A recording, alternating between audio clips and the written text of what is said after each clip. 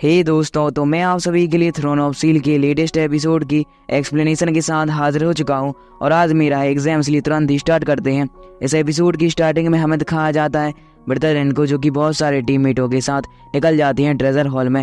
बहुत सारे पॉइंट मिल चुके हैं। आप जानते हैं कि इन्होंने एक मिशन को पूरा कर लिया है, जिसकी वजह से इनकी टोटल टीममेटों के पॉइंट हो जाते हैं 7 लाख। और यहाँ पर भाई अपने हिसाब से किसी प्रकार के ट्रेजर को बाय करने के लिए जैसे ही जाने वाले होते हैं कि उनके सामने एक लड़की आ जाती है जो कि काफ़ी ज़्यादा क्यूट लग रही है। भाई लड़की कहने लगती है कि तुम्हारे सारे के सारे पॉइंट हमें दे दो। यह जानकर सभी के सभी जो टीममेट होते हैं भाई हंसना शुरू कर देते हैं। पर भाई लड़की कहती है कि अगर तुमने हमारे टीममेट को हरा दिया तो तुम्हारे जो पॉइंट है भाई हमारे हो जाएंगे, और अगर ऐसा नहीं करते हो तो हम 17,000 जो पॉइंट है भाई तुम्हें डोनेट कर देंगे। यह जानकर जो ब्रदरलैंड होता है भाई कहने लगता है आखिरकार कौन है तुम्हारा टीममेट। जैसे ही भाई ऐसी बातें करता है, हमें दिखाया जाता है कि वहाँ पर एक बहुत ज़्यादा ही पावरफुल मोटा बंदा अपीयर हो चुका है, जिसका नाम है ली पता चला है। और ली आते साथ ही कहने लगता है कि मैं हूँ इसका टीममेट, यानी कि भाई। यह जानकर जो ब्रदरलैंड होते हैं भाई अपनी पावर का यूज़ करते साथ ही वहाँ पर अपनी स्पिरिचुअल पावर की सहायता से सामने वाले बंदे यानी कि लीग एबिलिटियों को चेक करने का ट्राई करना शुरू कर देते हैं, जिससे कि उन्हें पता चल जाता है कि यह तो लेवल 6 का हीलर ही है। और यह जानकर जो ब्रदरलैंड होते हैं भाई काफ़ी ज़्यादा ही खुश लग रहे थे। पर तभी हमें दिखाया जाता है आसपास के जो टीममेट थे वह तुरंत इसके लिए मना करते हुए कहने लगते हैं कि हमें किसी प्रकार से फाइट नहीं करनी है, नहीं चाहिए तुम्हारे 17,000 पॉइंट। यह जानकर जो भाई लड़की होती है वह कहने लगती है 1 लाख पॉइंट। इस बात को जानकर सारे के सारे टीममेट ही हैरान हो चुके थे, जबकि ब्रदरलैंड जिन्हें की पता चल जाता है कि यह सामने वाला वॉरियर तो काफ़ी ज़्यादा ही कमजोर है, जिसकी वजह से यह अपने टीममेटों को रोकते हुए कहने लगता है हाँ ठीक है, हमें मंजूर है, हमें तो पॉइंट चाहिए। और ऐसा कहते हुए उनके बीच में यहाँ पर एक कंपटीशन शुरू होने ही वाला था कि तभी हमें दिखाया जाता है कि वहाँ पर आ जाता है हमारा मेन कैरेक्टर यानी कि हाओचेन। हाओचेन आते साथ ही अपने टीममेटों से सारी के सारे माहौल की जानकारी लेता है और उसे पता चल जाता है कि यह लड़की का जो सामने वाला बंदा है भाई हमें चुनौती दे रहा है।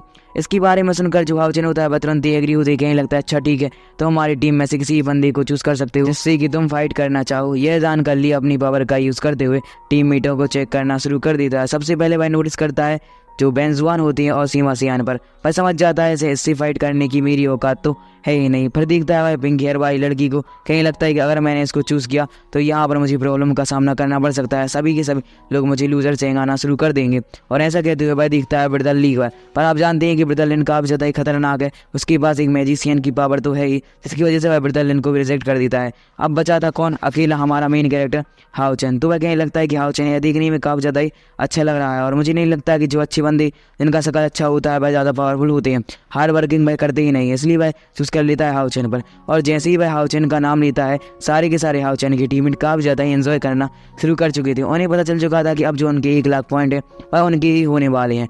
इसके बाद हमारा सीन यहाँ से कट हो जाता है। हमें कंपटीशन में देखने के लिए मिलता है जहाँ पर हम देखते हैं कि इनके बीच में एक कंपटीशन शुरू हो चुका है। आसपास बहुत सारे जो वॉरियर होते हैं जो कि हाओचेन की फाइट को देखने के लिए आए थे और ली को भी भाई पहचानते थे। तभी हमें दिखाया जाता है ली को जो कि अपनी पावर का यूज़ करते साथ ही अपनी शॉट को बाहर निकालते हुए हाओचेन पर अटैक करना शुरू कर देता है। पर आप जानते हैं कि हाओचेन को इसके अटैक को संभालने में ज़्यादा कोई तकलीफ का सामना बिल्कुल भी नहीं करना पड़ता। वह अपनी तलवार की सहायता से काफ़ी ज़्यादा आसानी से ली के अटैक को डिस्ट्रॉय करता हुआ जा रहा था। पर तभी हम देखते हैं कि ली ने अपनी पावर का यूज़ करते हुए आसपास किसी प्रकार की फॉर्मेशन को क्रिएट करने के लिए अपनी शील्ड की सहायता से वहां पर कट लगाना शुरू कर देता है। हाओचेन पहले तो इसको बिल्कुल भी नोटिस नहीं करता कि आखिरकार ये करके हाओचेन उस पर ज़्यादा ध्यान ना देते हुए अपनी शॉट की सहायता से सीधा ही ली पर अटैक कर देता है। ली अपनी तलवारों की सहायता से हाओचेन के अटैक को नैलीफाई करने का तो ट्राई करता है, पर हमें दिखाया जाता है कि हाओचेन के अटैक काफ़ी ज़्यादा ही पावरफुल हो चुके थे, जिसकी वजह से ली को भी पीछे हटकर घसरना पड़ता है। जबकि दूसरी तरफ में दिखाया जाता है हाओचेन के चारों तरफ किसी प्रकार की फॉर्मेशन पूरी तरह से क्रिएट हो चुकी है और ली वहाँ पर जोर जोर से हटते हुए कहने लगता है कि तुमने एक बात तो नोटिस की ही नहीं। और ऐसा कहते हुए वह अपनी पावर की सहायता से फॉर्मेशन की स्किल को और भी ज़्यादा तेज़ी से बढ़ा देता है, जिसकी वजह से वहाँ पर हमें दिखाया जाता है कि हाओचेन के चारों तरफ इतने ज़्यादा ही टोर्नेडो क्रिएट हो जाते हैं कि क्या ही बता सकते हैं। हाओचेन उन टोर्नेडो के अंदर फंसता हुआ जा रहा था, जबकि हम देखते हैं उस छोटी लड़की को जो कि ली को जीतता हुआ देखकर काफ़ी ज़्यादा ही खुश लग रही थी। वह कहीं लगती है कि आखिरकार अब हमारे पास 1 लाख पॉइंट आ ही जाएंगे। और ऐसा कहते हुए चेयर अप कर रही होती है ली को, जबकि आपको बताया कि हाओचेन की टीममेटों को एक बात की तो भूल उम्मीद है कि जो उनका कैप्टन यानी कि हाओचेन है वह तुरंत इस कंपटीशन को जीत जाएगा। पर यहाँ पर वह तो ली के साथ केवल खेल रहा है। अगर यहाँ पर हाओचेन का बीस्ट यानी कि हाउ ही आ गया तो अपनी धार से ही सामने वाले बंदे को हरा देगा। इतने छोटे मोटे अटैक से हाओचेन का कुछ भी नहीं होने वाला है। हाओचेन बहुत ज़्यादा नर्वस बिल्कुल भी दिखाई नहीं दे रहा था। यह देखकर जो ली होता है वह कन्फ्यूज होती है, हाओचेन को डराने के लिए कहना शुरू कर देता है तो मैं एक बात बताना तो भूल गया कि ये जो तुम फॉर्मेशन देख रहे हो ये काफ़ी ज़्यादा ही पावरफुल है और इससे बचने का किसी प्रकार से किसी बंदे के पास उपाय है ही नहीं। मेरा टीममेट यानी कि जो मेरा टीम का कैप्टन है वह भी यहाँ पर इस फॉर्मेशन के अटैक को नैलीफाई नहीं कर पाया था।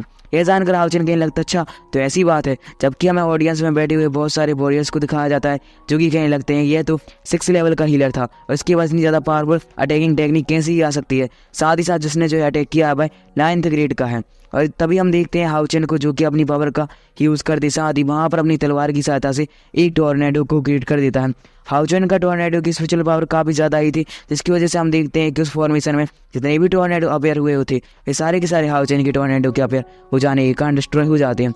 यहाँ पर वह फॉर्मेशन जैसे ही टूट जाती है कि इसकी वजह से सामने वाले लीग के स्पेशल पावर काफ़ी ज़्यादा ही कम हो चुकी थी, क्योंकि अपने लिए ने सारी की सारी पावर को इसमें ही डाल दिया होता है।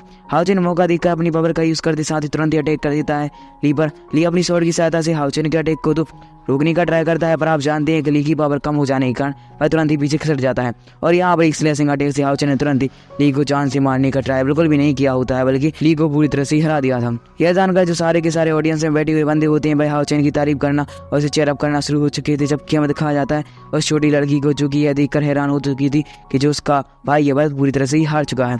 पर तभी हमें दिखाया जाता है ली जो कि कहने लगता है कि ऐसा बिल्कुल भी नहीं हो सकता, मैं कभी भी नहीं हारूंगा। और ऐसा कहते हुए वह अपनी पावर की सहायता से वहाँ पर अपनी ब्लड की ड्रॉप की मदद से वहाँ पर किसी प्रकार की एशियन टेक्निक का परफॉर्म करना शुरू कर देता है, जिसकी वजह से हम देखते हैं कि वहाँ पर डार्कनेस ऑरा अपीयर होना शुरू हो चुका है। जबकि हमें दिखाया जाता है हाउचेन को जो कि इसकी ऐसी एशियन टेक्निक को देखकर हैरान होते कहने लगता है आखिरकार यह करने का क्या वाला है। जबकि दूसरी तरफ दिखाया जाता है ऑडियंस में बैठे हुए लोग जो कि कहने लगते हैं कि जब ली हार गया, यदि वह हार गया है तो यहाँ पर वह अपनी हार को क्यों स्वीकार नहीं कर लेता, उसने अपनी एशियन टेक्निक का परफॉर्म आखिरकार क्यों किया, जबकि यहाँ पर तो किसी प्रकार की यह शर्त में था ही नहीं। हाउचेन इससे बिल्कुल भी नहीं घबराता। तभी हमें दिखाया जाता है कि वहाँ पर एक प्रकार के स्पिरिचुअल आप बोल सकते हैं कि वॉरियर अपेयर हो जाता है, जो कि काफ़ी ज़्यादा ही पावरफुल लग रहा था। आप देख सकते हैं कि भाई आते साथ ही सबसे पहले ली की गले पर झूम जाते हुए कहने लगता है कि तुमने मुझे समन क्यों किया, आखिरकार तुम्हें किसी को हराना है। और ऐसा कहते हुए ली हाउचेन की तरफ तुरंत इशारा कर देता है। हाउचेन समझ जाता है कि अब इससे ही फाइट करनी होगी, जबकि हमें दिखाया जाता है कि जैसे ही वह वॉरियर अपनी पावर का यूज़ करते साथ ही तुरंत ही हाउचेन पर अटैक करता है। हाउचेन अपने सामने इतना ज़्यादा पावरफुल अटैक आता हुआ देखकर हैरान बिल्कुल भी नहीं होता। वह कहने लगता है कि आज मैं तुम्हें बताता हूँ अपनी पूरी पावरफुल टेक्निक। और ऐसा कहते हुए वह अपनी उसी टेक्निक का यूज़ करता है जो कि लास्ट टाइम पर आपने अगर लास्ट एपिसोड देखा है तो लास्ट एपिसोड के एंड में हाउचेन ने एक इस फीस्ट को मारकर अपने लिए इस टेक्निक को लिया था स्पेशल कोड की सहायता से। तो उसी टेक्निक का जैसे ही हाउचेन परफॉर्म करता है हमें दिखाया जाता है कि उसकी एक स्लैशिंग अटैक से सामने वाला है भाई इतना ज़्यादा ही पावरफुल वॉरियर मर चुका है। पर भाई स्लैशिंग अटैक इतना ज़्यादा पावरफुल था कि भाई सीधा ही जाकर ली को भी खत्म करने वाला था कि तभी ली के सामने एक वॉरियर अपेयर हो जाता है, जो कि और कोई नहीं बल्कि ली की टीम का ही कैप्टन है, जिसके बारे में अभी ली थोड़ी देर पहले ही बता रहा होता है।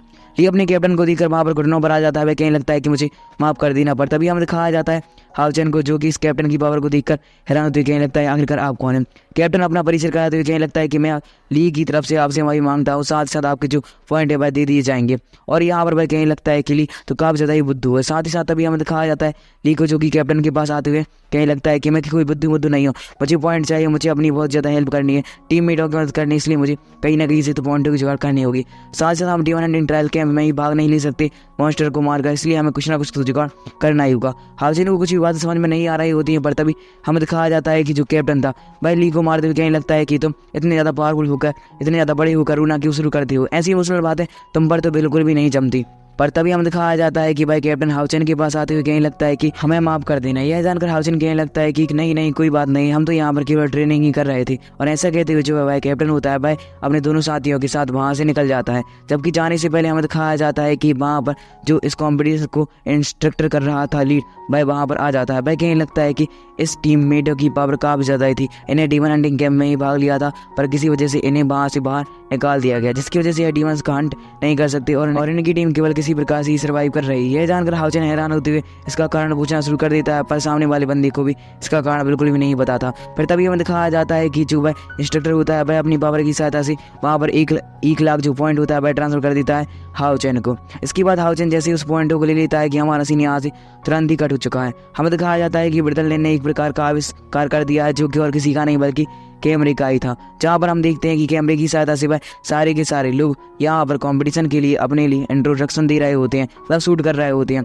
जहाँ पर सबसे पहले बारी किसकी आती है सीमा सेयान की। सीमा सेयान अपनी पावर का यूज़ करते हुए वहाँ पर अपने वेपन को अपेयर करता है। साथ ही साथ यहाँ पर सीमा सेयान की एंट्री काफ़ी ज़्यादा आइकॉनिक लेवल खिला रही थी। वह अपनी सारी की सारी स्किल को बताता है, लेवल को बताता है। जबकि फिर हमें दिखाया जाता है लेन को, जहाँ पर हम देखते हैं लेन को जिसने अपनी पावर का यूज़ करते साथ ही शील्ड को अपेयर कर लिया है, तलवार को बाहर निकालते हुए भाई भी अपनी पोजीशन में एक्शन मार रहा था।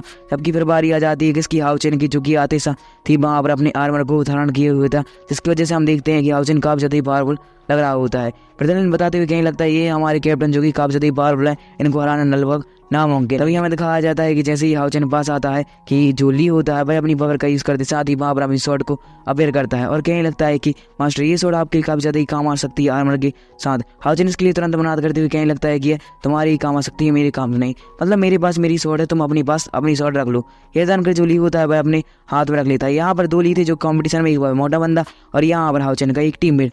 फिर हमें दिखाया जाता है वह पिंक हेयर वाली लड़की को, जो कि आज शादी हाउचेन के पास आते हुए कहीं लगती है कि हाउचेन ये मेरे पास आर्मर है जो कि काफ़ी ज़्यादा पावरफुल है और मैं यहाँ पर ऐसे में छोटे मोटे आर्मर तो पहन दी नहीं हूँ, जिसकी वजह से ये तुम्हारी काम आ सकता है। हाउचेन इसके आर्मर को तुरंत ही एक्सेप्ट कर लेता है, जबकि हमें दिखाया जाता है शायर यहाँ पर नहीं है। शायर कहाँ है? सर हम बताया नेक्रोमैंसर के महल में। तो यहाँ पर हमें दिखाया जाता है हाउचेन को, जो कि अपने टीममेटों से कहीं लगता है कि मैं तुम्हें एक जगह पर लेकर जाना चाहता हूँ, और ऐसा कहते हुए वह अपनी नेक्रोमैंसर के लॉकर की सहायता से उसकी महल में आ जाता है। और इसी के साथ हमारी ये पार्ट यहीं पर एंड हो जाता है। इसका नेक्स्ट पार्ट आपको देखने के लिए मिलेगा अगली गुरुवार को। Thank you for watching and की सपोर्ट, क्योंकि पेपर के दिन भी मैंने वीडियो बनाई, तो आप सभी लोग सपोर्ट जरूर से दिखाइए यार प्लीज़।